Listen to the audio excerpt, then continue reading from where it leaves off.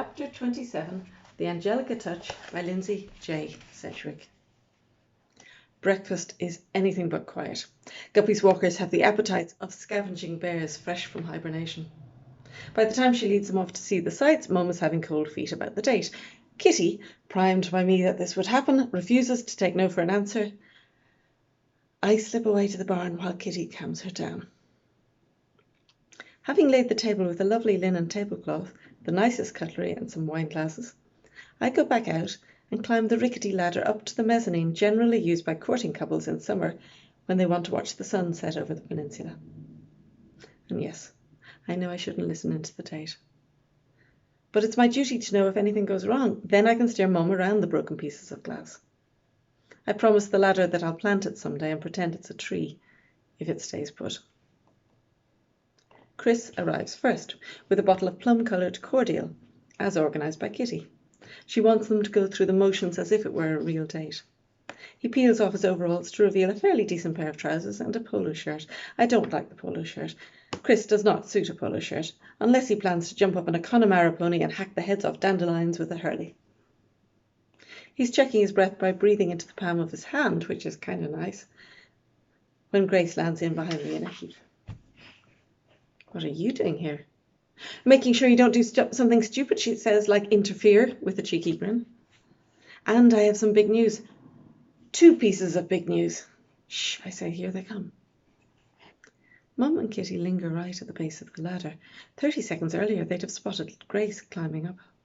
Please don't move it, please don't move it. You don't think Chris fancies me, says Mum. God, no, says Kitty. Pepper the pill with kindness, why not? Oh, that's okay, so, says Mum. Kitty steers Mum towards the entrance of the barn. It isn't, says Grace. You heard her voice. She's disappointed. Don't be silly, I say. She doesn't fancy Chris. First piece of news then, says Grace. Jonas has done something weird with the school bus. He's filled it with flowers and pasted Star Trek posters all over the windows, inside. You went inside?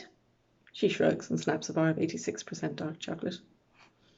Below us, Kitty ushers Mum inside and Chris stands up.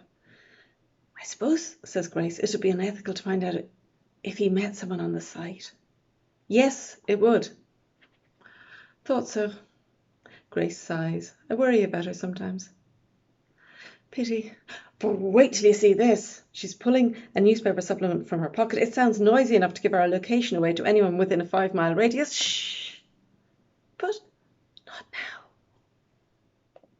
Let the play commence. Kitty positions Mum and Chris across from each other at the table. Okay, she says, you've just met for the first time, so you're both feeling awkward. But excited. Chris, start with a compliment. Molly is useless at taking compliments. That's true. He hands over a single rose.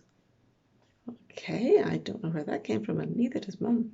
She half curtsies. She is not taking this seriously, which puts him off his stride. He clears his throat and says, you have beautiful eyes.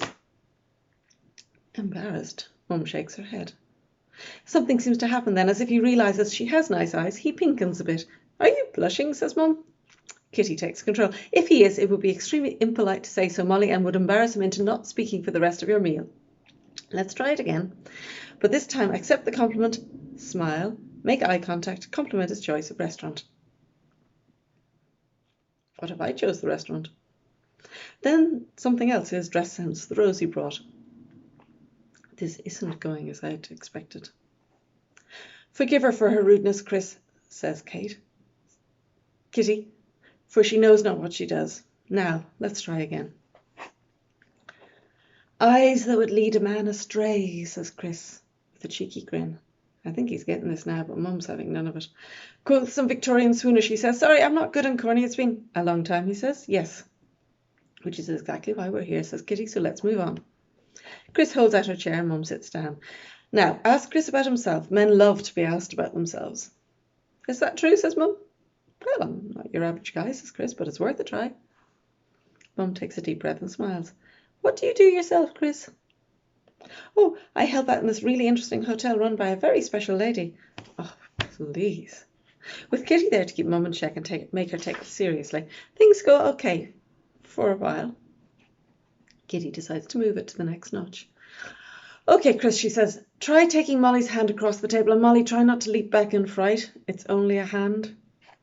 At her cue, Chris obliges, theatrically.